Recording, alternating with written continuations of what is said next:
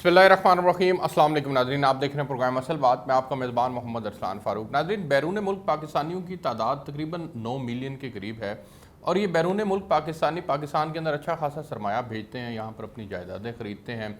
यहाँ उन्हें कई मसाइल का सामना करना पड़ता है। उनके मसाइल के हल के लिए यहाँ पर मुख्तलिफ़ अदारे जैसे काम कर रहे हैं। जुल्फ़ी बुखारी साहब वफाक के अंदर काम कर रहे थे, गो अब वो नहीं है लेकिन उनका अदारा काम कर रहा है। यहाँ पंजाब के अंदर भी पंजाब पाकिस्तान मुस्लिम लीग नून की हुकूमत ने, ये तहरीक इंसाफ की हुकूमत से कोई 2 साल पहले की बात है, 2-3 साल पहले की बात है, इन्होंने ओवरसीज़ कमीशन पंजाब बनाया था।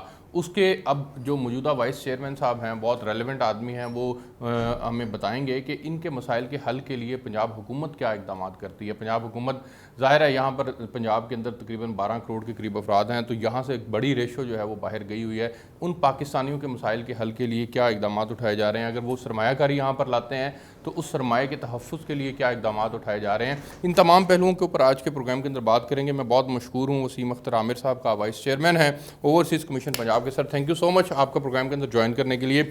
मैं सर सबसे पहले बड़ा बेसिक सवाल से आगाज़ करना चाहूँगा कि ओवरसीज़ कमीशन पंजाब, ये बुनियादी तौर पर इसके पास कितने इख्तियारात हैं और ये किस मैकेनिज़्म के तहत काम करता है, इसके ऊपर ज़रा रोशनी डालिएगा।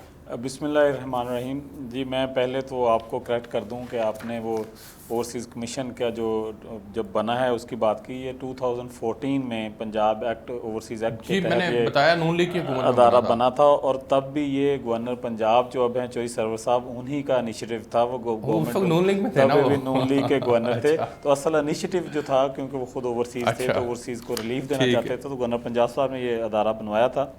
यानी ये इख्तियार हम ये क्रेडिट हम जो है गवर्नर साहब को दें, चाहे वो नून लीग के गवर्नर थे। जी, ऑफ कोर्स। अच्छा, और दूसरा, जहाँ तक अदारे का काम का सिलसिला है, तो ये वन विंडो ऑपरेशन है ओवरसीज़ के इश्यूज़ के रिलीफ के लिए। अच्छा। ये इशू उनके किसी अदारे के ख़िलाफ़ हों या किसी इंडिविजुअल के ख़िलाफ़ हों, इवन कोर्ट मैटर्स, वो एक हमारा ऑनलाइन पोर्टल है, उस पर एक सिंगल एक एप्लीकेशन देते हैं और उसके बाद वो जब तक वो केस रिजॉल्व नहीं हो जाता तो अदारा थ्रू आउट उस केस को रिजॉल्व कराने तक उनकी मदद करता है। अच्छा। और उस केस के रिजॉल्व के लिए उन्हें पाकिस्तान आने की भी ज़रूरत नहीं है। वो एक अपना रिप्रेजेंटेटिव मुकर्रर कर सकते हैं जिसके थ्रू हमें डॉक्यूमेंटेशन उनकी मिल जाए, तो अदारा ख़ुद जो है उनका सारा केसेस जो हैं वो रिजॉल्व करता है। हमारा तरीक़ाकार ये है कि हमारे जो जितने भी हमारे पास कंप्लेंट्स आती हैं वो उसके 3 वेज़ हैं। एक तो वो हमारा ऑनलाइन पोर्टल है, पंजाब ओवरसीज़ पाकिस्तानी कमीशन। दूसरा हमारी एक टेलीफोन एक्सचेंज है जो 24 आवर काम करती है, उस पर आप रिंग करके कंप्लेन लिखा सकते हैं, गूगल पे सारी इन्फॉर्मेशन मौजूद है। तीसरा हमारा वॉक इन भी है कंप्लेन सेंटर, जिसमें कोई 10 ऑपरेटर बैठे होते हैं एट ए टाइम।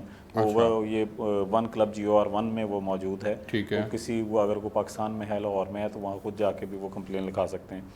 उसके बाद ये कंप्लेन को प्रोसेस करके हम डिस्ट्रिक्ट में भेजते हैं। डिस्ट्रिक्ट में, हर डिस्ट्रिक्ट में हमारा कमीशन की एक कमेटी बनी हुई है। ठीक है। जिसका चेयरमैन अदारे की तरफ से अपॉइंट किया जाता है।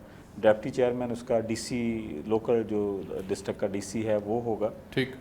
ADCR जो है वो सेक्रेटरी है, उसका DPO मेंबर है और 2 पॉलिटिकल मेंबर्स होते हैं। तो वहाँ पे हर 2 वीक बाद 25 केसेस की हियरिंग होती है। दोनों पार्टीज़ को बुलाया जाता है, कागजात चेक किए जाते हैं, उस पर वक्ती तौर पे DC साहब भी उधर मौजूद होते हैं, ADCR भी, जो अगर रेवेन्यू का है, अगर पुलिस का है तो DPO साहब भी मौजूद होते हैं। तो उन पर इंस्ट्रक्शंस दी जाती हैं और उनको रिजॉल्व कराने की तरफ जो है मदद की जाती है। अच्छा। और बाकी हमारी इंटरनेशनल एडवाइजरी काउंसिल्स भी हैं जो बाहर के मुल्कों में हैं। वो जो लोग को इन्फॉर्मेशन चाहिए या जो को खुद नहीं लिख सकते एप्लीकेशन वगैरह, तो हमारी एडवाइजरी काउंसिल के जो रिप्रेजेंटेटिव हैं मुख्तलिफ ममालिक में, उनसे वो मदद ले सकते हैं। अच्छा वसीम साहब, मैं 1 बाय 1 आपने काफ़ी चीज़ें जो हैं वो बताई, आपके फंक्शंस बताए। मुझे सबसे पहले ये बताइएगा कि ओवरसीज़ पाकिस्तानी आप कंसिडर किसको करते हैं? वो जिसको एक सर्टन पीरियड से ज़्यादा वक्त गुजर चुका होता है, या वो किसी भी काम के लिए जाता है और उसको अपने मसाइल का हल होता है, वो यहाँ आता है फास्ट ट्रैक के ज़रिए से अपने मसाइल हल करवाता है? कंसिडर किसको किया जाता है? ओवरसीज़ की जो डेफिनेशन है, जस्टिस जवाद साहब हैं, ऑनरेबल जस्टिस जवाद साहब हाई कोर्ट के, इन्होंने एक फ़ैसला दिया था, उसमें उन्होंने ओवरसीज़ की डेफिनेशन क्लियर की हुई है। तो उस डेफिनेशन के तहत ही हम जो डॉक्यूमेंट्स चेक करते हैं, एक तो आपका परमानेंट स्टेटस आपके पास होना चाहिए किसी भी कंट्री का, लीगल स्टेटस के आप ड्यूअल नेशनल हैं, या आप वर्क वीज़े पे बाहर किसी मुल्क में रिजाइड हैं। ठीक। तो ये जो स्टेटस हमें, हम वीज़ा भी चेक करते हैं, उनका नादरा कार्ड भी चेक करते हैं, पासपोर्ट भी चेक करते हैं। तो वो जो परमानेंटली अगर कोई बंदा ओवरसीज़ है और वो परमानेंटली पाकिस्तान में मूव हो गया है तो उसे नॉर्मल प्रोसीजर के थ्रू जाना पड़ेगा, वो फास्ट ट्रैक पे नहीं जा सकता। ये फैसिलिटी सिर्फ उन लोगों के लिए है जो मुल्क से बाहर हैं। लेकिन अगर वो वर्किंग वीज़ा के ऊपर है तो हाँ, उनको भी कंसीडर नहीं करें? हाँ जी, उनको कंसीडर करते हैं। अगर वर्क परमिट पे आप मुल्क से बाहर हैं तो बिल्कुल उनके केसेस हम लेते हैं। अच्छा, ये बताइएगा कि जब वो वन विंडो ऑपरेशन आपने यहाँ स्टार्ट किया, ऑनलाइन भी सिलसिला है, आप कह रहे हैं कि एक एप्लीकेशन के ऊपर आप उनके सारे मसाइल को हल करते हैं। पर्टिकुलरली हम हर महकमे में, ज़ाहिर हर तरह के महकमे हैं हमारे पास, मैं सबसे पहले बात करना चाहूँगा कि ज़मीनों के खरीदो फरोख्त के मामलों को हल करने के लिए पटवार कल्चर के मसाइल, तो यहाँ पर ओवरऑल पटवार कल्चर के मसाइल और वो हल नहीं हो सके हैं। तो ओवरसीज़ पाकिस्तानियों को अगर ज़मीन की खरीदो फरोख्त से मुतल्लिक को मसाइल होते हैं और उसमें फिर स्टे के मामला भी आ जाते हैं जो कि अदालतों से भी जुड़े हुए हैं, उनके पर्टिकुलरली आप मसाइल को हल करने के लिए किस तरह से किरदार अदा कर रहे हैं? देखें जी, मैंने आपको पहले बताया कि कमीशन की जब मीटिंग होती है तो ADCR और DCO ये दोनों उस मीटिंग में बैठे होते हैं। अच्छा। और ये जितने भी ये काम जो अब हो रहे हैं ना, ये सारे, ये पटवारी, ये तहसीलदार सारे ADCR के नीचे आते हैं। उनका अदारे का हेड जो है वो ADCR होता है और हमारे कमीशन का सेक्रेटरी है।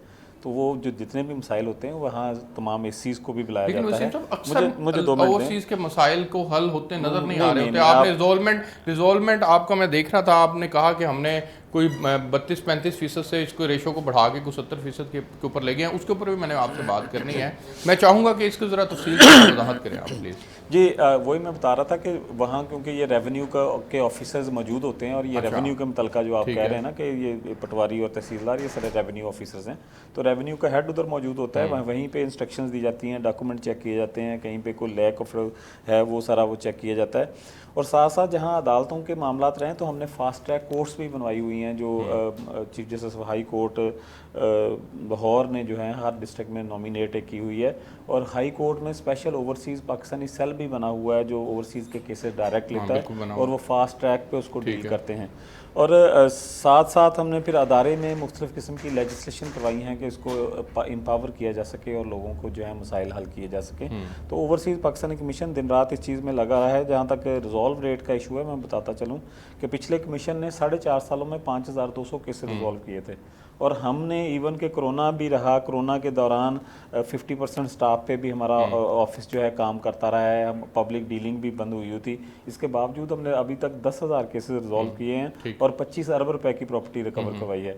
तो जितनी रिलीफ दी जा सकती है। कितनी एप्लीकेशन मजीद ऐड हो चुकी हैं? लास्ट ईयर तक तो आपके पास 15,000 के करीब थी। जी नहीं, असल में जब मैंने अदारा टेक ऑन किया तो इसमें को 9,000 के करीब केसेस पेंडिंग थे। ठीक है। और एवरी ईयर जो है ना कुछ 3,500 केस नए आ रहे हैं हर साल, 3,500 से 4,500 के करीब जो नए केसेस आते हैं। तो हमारी जो अब पेंडेंसी है वो जब मैंने टेक ऑन किया तो वो 9,000 थी, तो अब वो घट के ऑलमोस्ट 4,500 पे आ गई। अच्छा, नहीं, पिछले साल की आपकी एक स्टेटमेंट है कि आपके पास 13,000 केसेस पेंडिंग में मौजूद थे। तो इस एक साल के दौरान आपने तकरीबन 8 से 9,000 मजीद केसेस कम कर दिए और नए ऐड भी नहीं हुए। हाँ जी, नहीं नए तो हुए हैं। जो 13,000 टोटल थे उसमें से 5,200 केसेस रिजॉल्व किए हुए थे। आप कहीं कंफ्यूजन में हैं। जब मैंने अदारा टेक ऑन किया तो इसमें टोटल रजिस्ट्रेशन जो 13 या 13,500 इतने केसेस रजिस्टर्ड थे, उनमें से को 5,200 के करीब नई कंप्लेंट्स का आपने जिक्र किया हुआ। चलें, अच्छा खैर, नहीं 13,000 नई कंप्लेंट्स नहीं हो सकती। जो एवरेज इस साल की कंप्लेन आती हैं वो 3,500 पौने 4,000 एवरेज हैं। जब से अदारा बना है तकरीबन इतनी एवरेज है एवरी ईयर जो इतने केसेस आते हैं। तो उसमें से हमने फिर जो पेंडेंसी थी वो भी क्लियर की और जो हमने टारगेट किया कि अदारे में पहले जो छोटे लेवल के केसेस रिजॉल्व कर दिए गए थे और जो कॉम्प्लिकेटेड केसेस थे वो पड़े थे जो सीवियर किस्म के थे, तो पेंडेंसी 4-5 साल पुराने केसेस पड़े थे अदारे में। तो हमने सबसे पहले टारगेट उन केसेस को किया जो देर के पड़े थे, जो पेंडेंसी देर की थी उसको टारगेट किया, क्योंकि हमारा जो ग्राफिक सिस्टम हमने एक रखा हुआ है तो साल के ऊपर कोई भी जो कंप्लेन है वो रेड में चले जाती है। तो जब मैंने मतलब कि स्टार्ट किया तो रेड में तकरीबन 4,000 से ऊपर केसेस थे जो भी 1,000 पे आ गए हैं।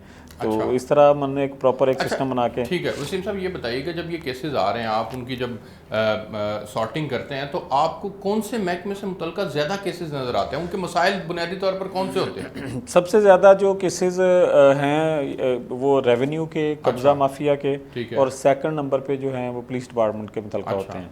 तो पुलिस का तो माशाल्लाह हमारा जो रिजॉल्व रेट है इज़ वेरी हाई। पुलिस हम 95% पे चल रहे हैं रिजॉल्व रेट पे, और रेवेन्यू के जो मामला हैं वो 63% पे चल रहे हैं। ठीक है। तो ऑब्वियसली रेवेन्यू के जो मामला होते हैं उसमें आगे फिर कोर्ट्स भी इन्वॉल्व हो जाती हैं, और सम टाइम मामला इस तरह के होते हैं कि आप अपनी फैमिली को पावर ऑफ अटॉर्नी भेज दिया, उन्होंने प्रॉपर्टी आपकी बेच दी और पैसे आपको नहीं दिए, या आपने पैसे भेज दिए तो उन्होंने मतलब कि वो अपने तरीके से इस्तेमाल कर लिए, आप वो प्रॉपर्टी जो ली अपने नाम करवा ली, आपको नहीं दी।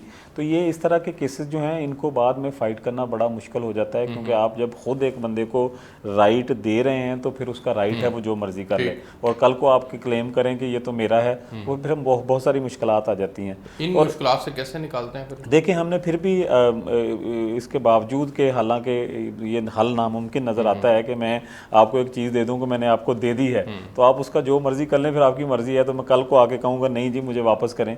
मुश्किलात होती हैं, इसके बावजूद हम कोर्ट के थ्रू उसको जो है रिजॉल्व करते हैं। कोर्ट में हम बिल्ड करते हैं कि ये अगर मतलब कि मैंने किस विल में दिए थे या मानतन दिए थे, या मतलब कि मैंने जो उन्होंने बेच के अपने नाम करवा लिया है तो मैंने उन्हें इजाज़त दी थी कि नहीं, मेरे पावर ऑफ अटॉर्नी में ये इजाज़त है कि नहीं कि वो नाम अपने नाम करवा सकते हैं। आगे से फिर वो केस को इस्टेब्लिश किया जाता है कि जो भी रिलीफ जो है वो कोर्ट के थ्रू, ऐसे केसेस में कोर्ट के थ्रू ही रिलीफ ठीक हो गया। मुझे एक ब्रेक पे जाना है, ब्रेक से वापस आते हैं। तो चौधरी वसीम अख्तर साहब हमारे आज के मेहमान हैं, vice chairman overseas commission Punjab के, उनसे गुफ्तगू कर रहे हैं, मेरे साथ रहिएगा।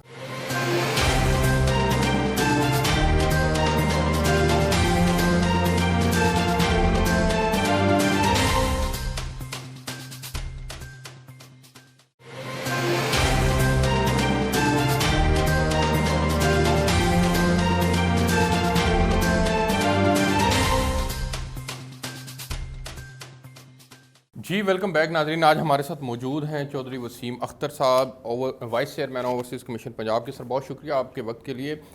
चूँकि हम मसाइल के ऊपर, ओवरसीज़ पाकिस्तानियों के मसाइल के ऊपर बात कर रहे हैं और आपने बताया कि उन्हें पुलिस से पर्टिकुलरली और रेवेन्यू डिपार्टमेंट से मसाइल होते हैं, आपके पास जब कोई एप्लीकेशन आती है आप उसको मुतलका अदारे में रेफ़र करते हैं या उसका पीछा करते हैं उस वक्त तक जब तक मसला हल नहीं हो जाता?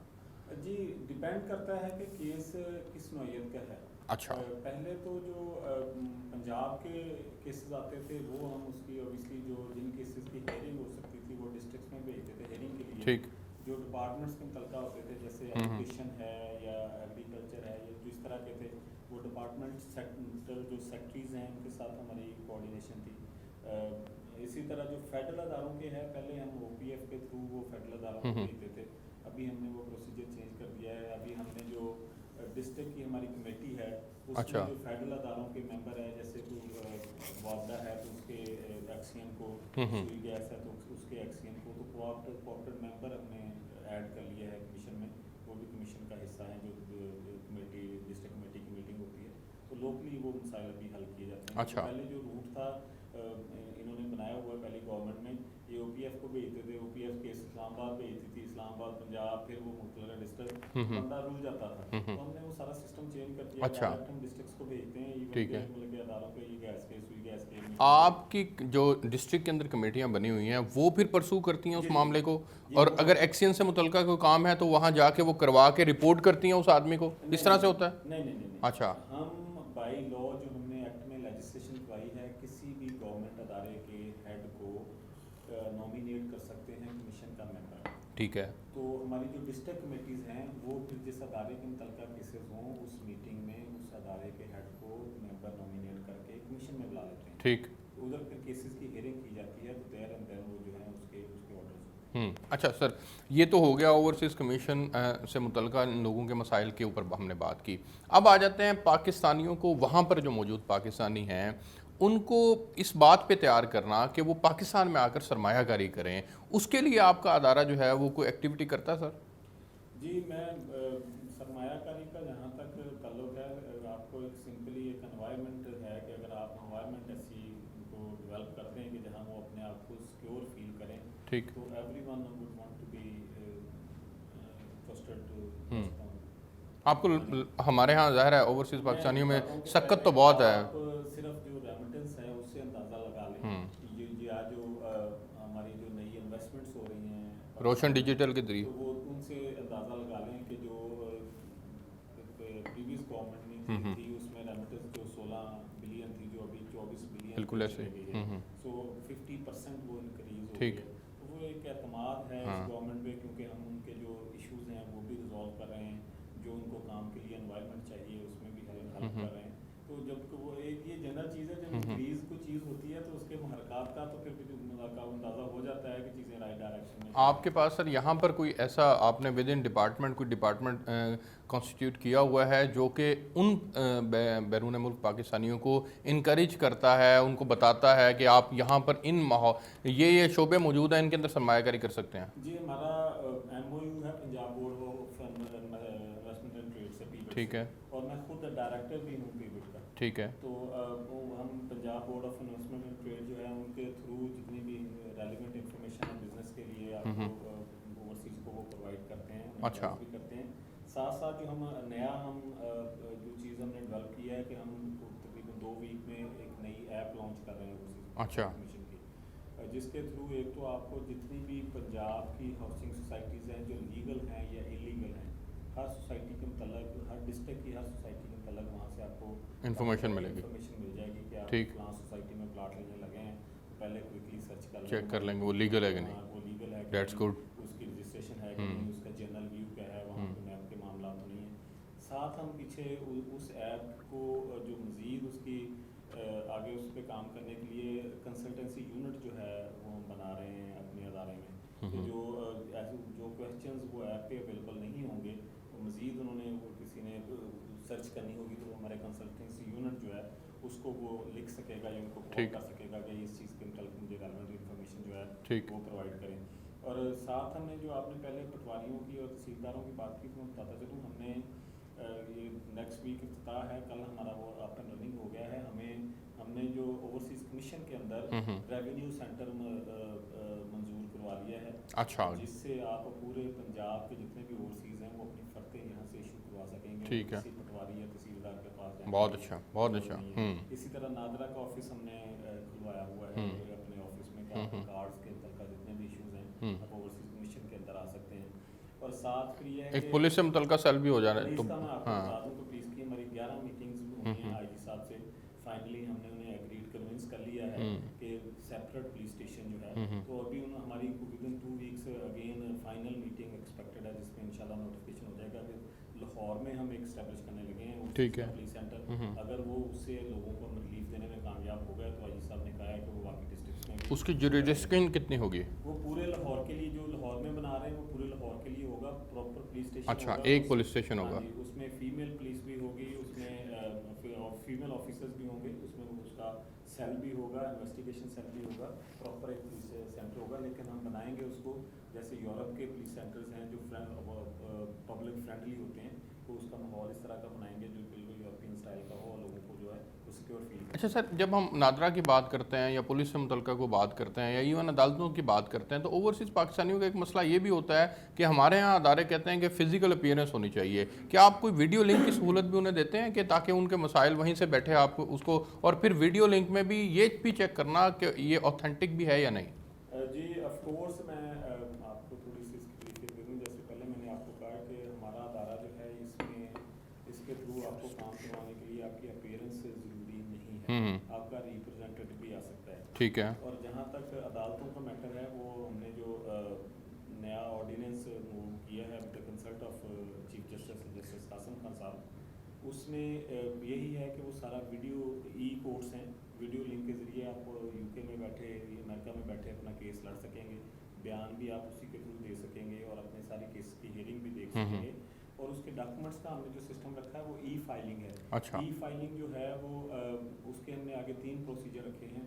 एक तो स्टैचुटरी डॉक्यूमेंट डिक्लेरेशन है, वो आप लोकली मजिस्ट्रेट के पास जाके वो स्टेटमेंट दे के अपने डॉक्यूमेंट्स करवाते हैं टेस्ट और वो भेजते हैं। और अगर कल को वो डॉक्यूमेंट रॉन्ग प्रूव हो जाए तो आपके उस मुल्क में भी आपको सजा हो सकती है। ठीक है। तो एक ये हमने वो महफूज एक तरीका रखा है। एक हमने वो नोटराइज रखा है, बाहर के मुल्कों में भी नोटराइज सिस्टम है, बड़ा ही ऑथेंटिक है, रिकॉर्डेड भी होता है, हमारी अदालतें डायरेक्ट भी वहाँ से उसका रिकॉर्ड चेक करवा सकती हैं।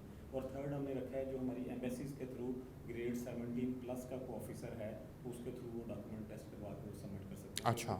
एक प्रॉपर हमने सिस्टम ऐसा डेवलप कर रहे हैं कि जिससे जिससे आप बाहर के मुल्क में बैठे अपना पूरा का पूरा केस जो है कोर्ट में लड़ सकेंगे, अपने सारे डॉक्यूमेंट जो है वो भी प्रोवाइड कर सकेंगे उधर बैठे, और जो आपकी विटनेस है वो भी आप उधर बैठे कर सकेंगे। अच्छा सर, ये बताइएगा कि इन तमाम मामलात में हुकूमत पाकिस्तान जो फेडरेशन है, वफाक की तरफ से आपको किन मामलात में मदद की ज़रूरत रहती है और वफाक कितना मददगार साबित होता है? जी, मेरी ऑफ कोर्स जो जुल्फी बुखारी साहब देख रहे थे फेडरल जो ओवरसीज़ का है, तो उनसे हमारी हर माह मीटिंग होती थी, क्योंकि हमारे पास बहुत सारे केसेस फेडरल अदारों के भी आते हैं, पासपोर्ट के आते हैं, FIA के आते हैं, ठीक। तो वो OPF के थ्रू हम डील करते थे, तो OPF के अपने केसेस भी हैं, तो इसलिए उनसे हमारी हर माह मीटिंग होती थी, जिसमें होती है अभी। अब जुल्फी बुखारी साहब नहीं है बस, तो इंशाल्लाह वो भी आ जाएंगे। अच्छा, इंक्वायरी के बाद वो भी इंशाल्लाह आ जाएंगे। उन्होंने वो एज ए गुडविल दिया है कि जब तक इंक्वायरी है तो इंशाल्लाह वो क्लीन एंड क्लियर इंसान है। उसमें MD OPF भी उसमें आते थे, सेक्रेटरी MOF, सेक्रेटरी इमिग्रेशन, वो सारे एक मीटिंग होती थी जिसमें सारे फेडरल अदारों के केसेस फिर हम उनको हैंड ओवर करते हैं। अच्छा, तो ये एक हमने पूरा एक मैकेनिज्म जो है बनाया हुआ है, ठीक। जैसे पंजाब में भी है कि ये जो हाउसिंग सोसाइटीज़ में इश्यूज़ हैं कि फाइलें दी हुई हैं, कब्जा नहीं देते सोसाइटीज़ वाले, पैसे लेके खा गए हैं, तो इस तरह के इश्यूज़ के लिए हमारा NAB के साथ भी MOU हुआ है। NAB ने भी बाकायदा एक डायरेक्टर जो है अपॉइंट किया हुआ है ओवरसीज़ के केसेस देखने के लिए, तो जितने अदारों से भी मदद ली जा सकती है ओवरसीज़ के केसेस फास्ट ट्रैक करने के लिए, हम वो मदद लेके ठीक है, केसेस रिजॉल्व कर रहे हैं। ठीक हो गया सर। मुझे एक ब्रेक पे जाना है, मैं ब्रेक से वापस आता हूँ तो कुछ और मामलात हैं, चीज़ें हैं ओवरसीज़ से मुतल्लिक, उसके ऊपर बात करेंगे, कुछ सियासी हालात के ऊपर भी बात करेंगे, मेरे साथ रहिएगा।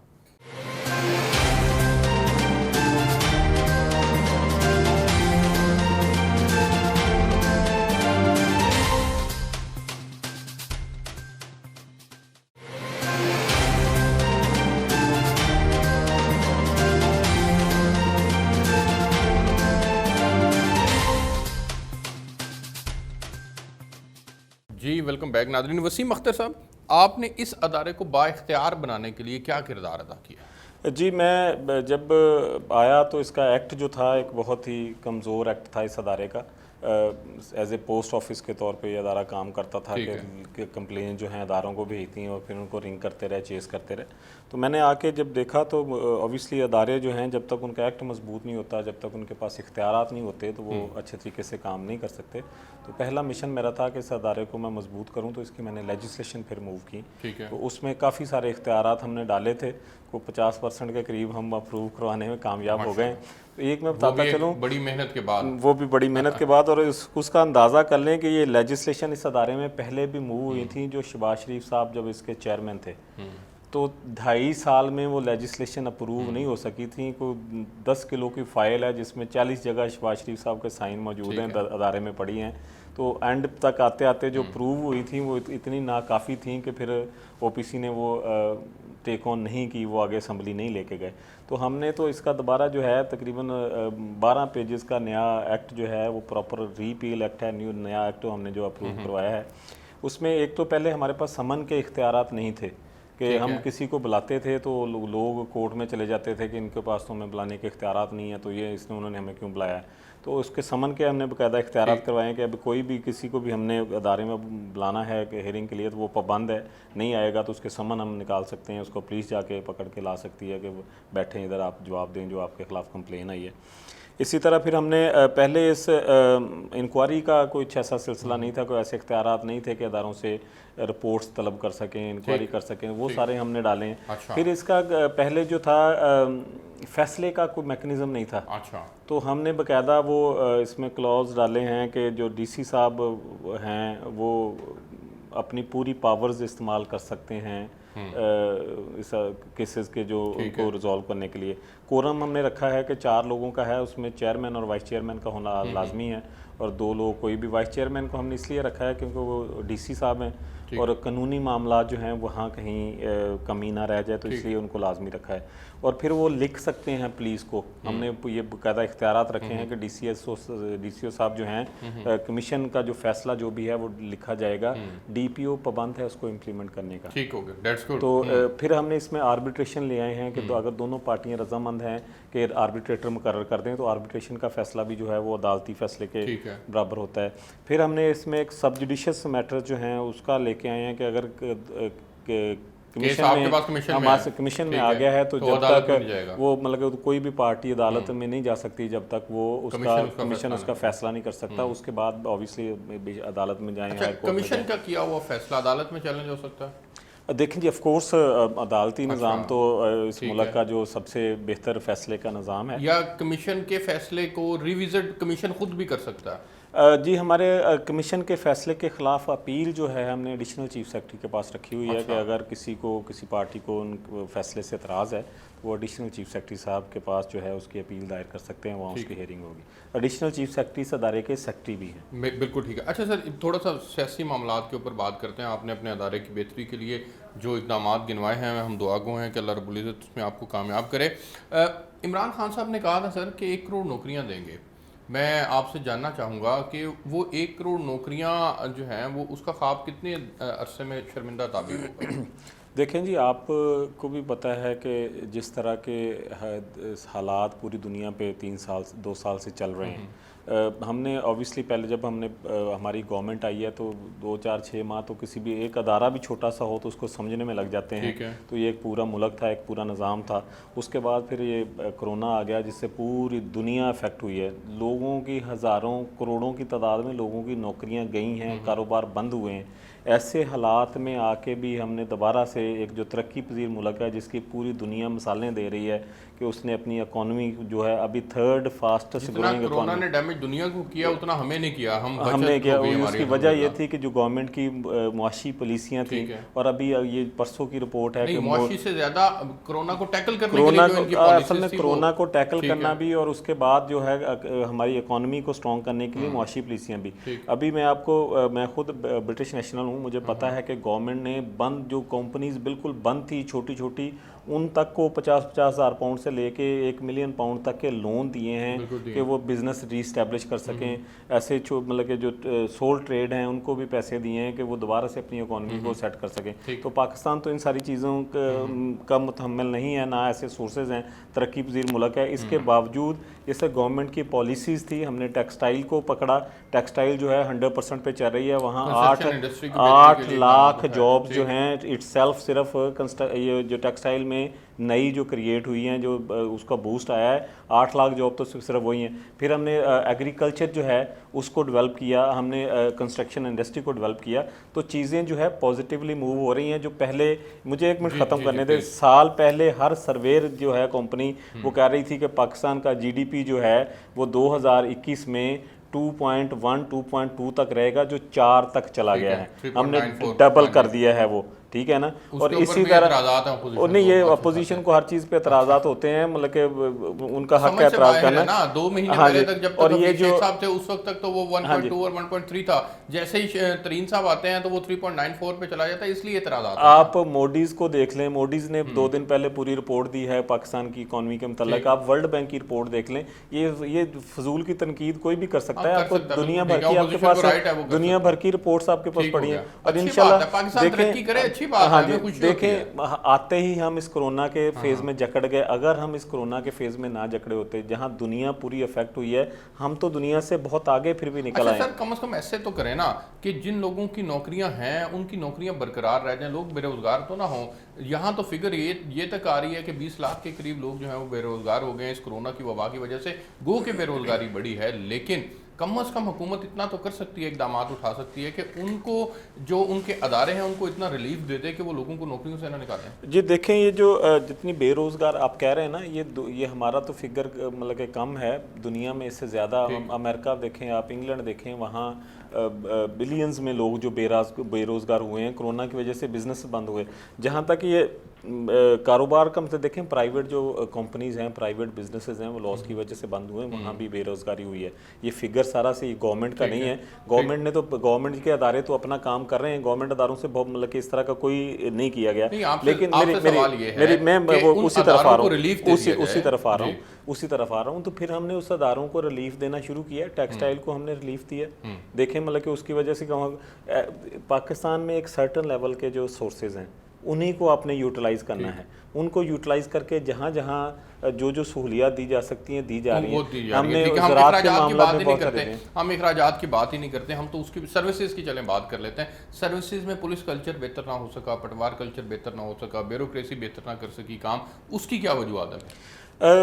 जी मैं एक तो मैं इस चीज़ से कभी डिनाई नहीं करूँगा कि हमारे मसाइल हैं जो पटवार कल्चर के हैं, थाना पुलिस के भी मसाइल हैं, लेकिन उनके लिए हम एवरी डे नई पॉलिसीज़ लेके आ रहे हैं। जहाँ तक बड़े लेवल की करप्शन है या बड़े लेवल के मसाइल हैं, वो आप जिधर से मर्जी रिपोर्ट ले लें, वो 90% हम कवर कर गए हैं। ये जो छोटे लेवल की करप्शन है, जो तहसीलदार की, पटवारी की, थानेदार की, तो ये नासूर जो है, ये तरीन साहब का मामला, ये चीनी स्कैंडल आ गया, ये आटा स्कैंडल आ गया, ये तमाम स्कैंडल, रिंग रोड स्कैंडल, ये तमाम चीज़ें, ये करप्शन नहीं होती सर देखें, रिंग रोड स्कैंडल इसी से स्टार्ट कर लें। एक चीज़ हमारी गवर्नमेंट ने खुद नोटिफाई की, उस पे अवाम का पैसा गलत हाथों जा सकता था, उसको जाने से पहले रोका हमने। हमने उसकी इन्वेस्टिगेशन की, हमने नोटिफाई किया, सब कुछ रोक के।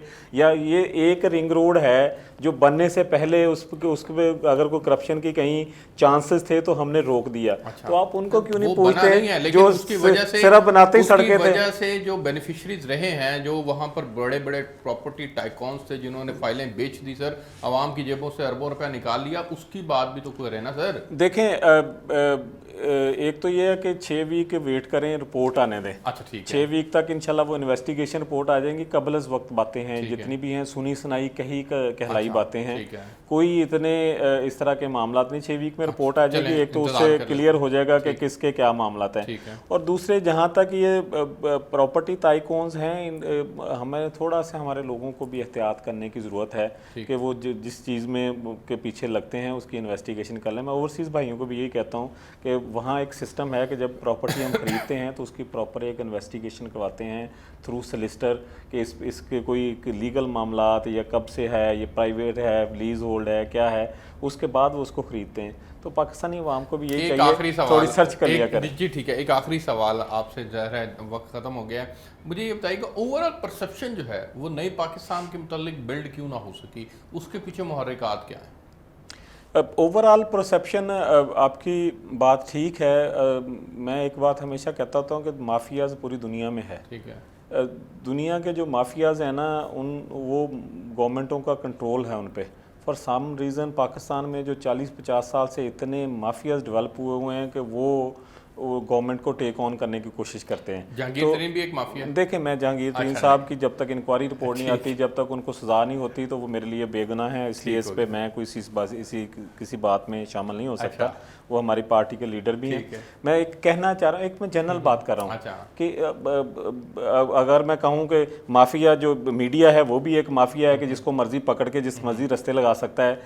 वकला हैं उसको देख लो, डॉक्टर्स हैं उसको देख लो, जिसको हाथ लगा लें इस मुल्क में वो मतलब कि पूरे एक माफिया की शक्ल में। मेरी देखें, हम लोग यूके में रहे, हमने ट्रू डेमोक्रेसीज देखी हुई हैं। लॉ एंड ऑर्डर जब तक जो है ना, लॉ एंड ऑर्डर असल में हम सॉरी टू से कि हम सारी जो हमारी नेशन है ना, ये हुक्मरानों ने इसको 30-40 साल में नेशन को करप्ट कर दिया। ठीक है। और जब तक ये नेशन नहीं जागती, ये अपने अंदर की वो करप्शन, हर बंदा आप पाकिस्तान में देख लें, हर बंदा कहीं ना कहीं, अगर आपकी 8 घंटे की ड्यूटी है तो आप उसमें 1 मिनट भी काम करते हैं तो आपकी लाइबिलिटी है।